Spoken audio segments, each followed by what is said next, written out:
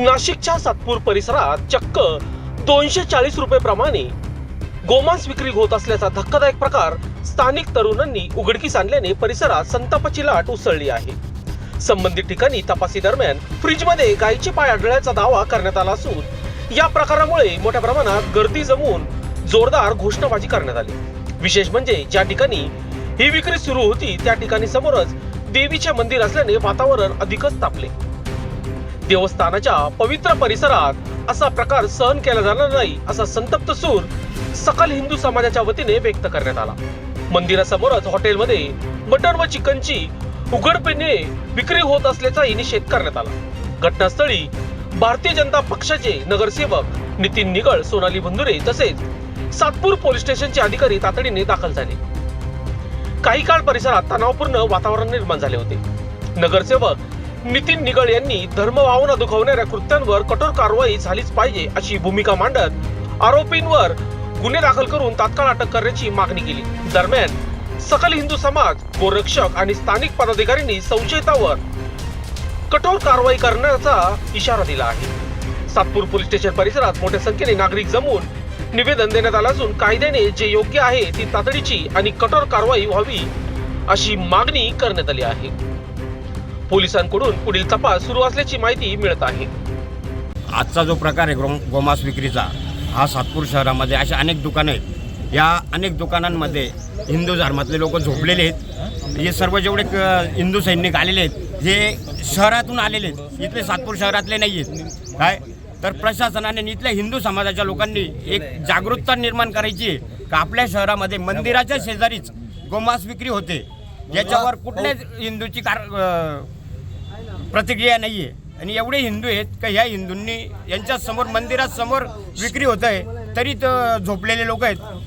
तुम्ही ह्या झोपलेल्या लोकांना जागा करा। आणि या प्रशासनाला एक विनंती आहे की इथं जो गोमांस विक्रीचा व्यवसाय आहे सातपूर शहरामध्ये, इथेच नाही सातपूर शहरातले जेवढेही दुकान आहेत हे दुकानं तात्काळ बंद करण्यात यावी, अन्यथा आम्ही कायदा हातात घेऊ। धर्मासाठी आम्ही कायदा हातात घेऊ। जर बघितलं या ठिकाणी मटण विक्री सुरू होती हे सर्वांना माहीत होतं, पण खोट्या परवान्याच्या नावाखाली, बीफ शॉपच्या नावाखाली इथं गोमांसचा आता मांस सापडलेला आहे। आणि या ठिकाणी सर्वच समाज, या ठिकाणी हिंदू समाज असेल त्यांच्या भावना दुखावलेल्या आहे। आणि या प्रभागात आम्ही लोकप्रतिनिधी म्हणून आम्हाला सुद्धा या गोष्टीचा खेद वाटतो का आपल्या भागात हा प्रकार सुरू आहे। आत्ताच आम्ही या ठिकाणी PI साहेबांशी मी बोललो, त्यानंतर अतिक्रमण विभागाशी पण बोललेलो आहे। संबंधित जागेची कागदपत्रे तपासून हे जर अनधिकृत असेल, यांना परवाना जर नसताना हे कामं चालू असतील तर या ठिकाणी निश्चित कारवाई होईल।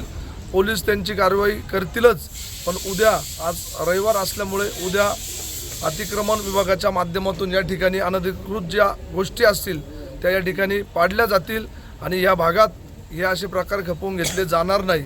तर मी आपल्या माध्यमातून इथे उपस्थित सर्वांना एक विनंती करेल की आपण देखील प्रशासनाला सहकार्य करावं।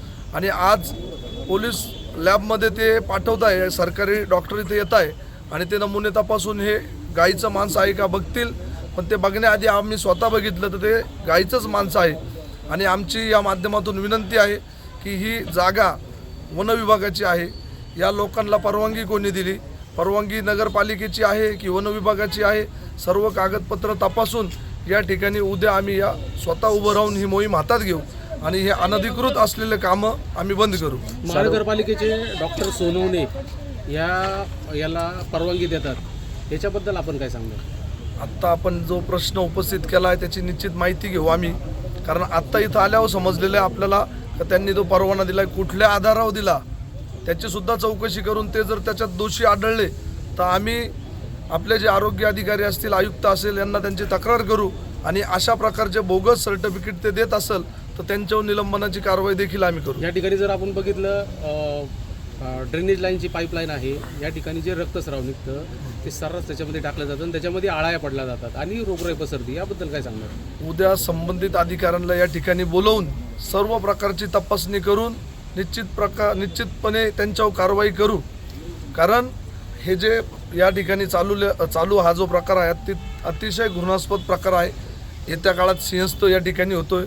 त्र्यंबकेश्वर रोड म्हणून आपण या रस्त्याला बघतो, शेजारी आपलं आराध्य दैवत देवीचं मंदिर देखील आहे आणि अशा ठिकाणी असे प्रकार होत असेल तर आम्ही सहन करणार नाही.